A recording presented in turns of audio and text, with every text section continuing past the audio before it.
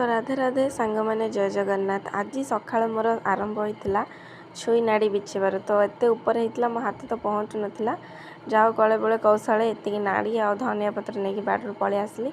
तो बसीगली कटाकुटी तो पियाज टमाटो और सोरिष मसला बटा तापर एमती मसला मसली पर बसीगलु रोसई तापर आमर दीदी बसिक रोसई करता देखिपे।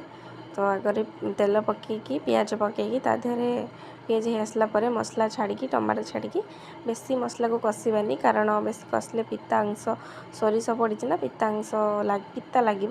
तो तापरे माने बिलाटा हो सारापर तापर नाड़ी छाड़दबा माने कंचा लंकाटा भी ताधे पकईदबा काटिक रखा कंचा लंका।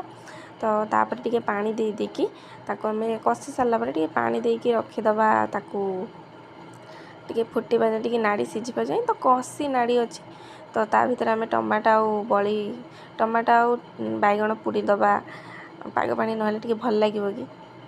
तो ता भर आक भी हो सारानी। तो ये आम खाଇବା धरिकी बसी गलु छुई नाड़ी बेसर।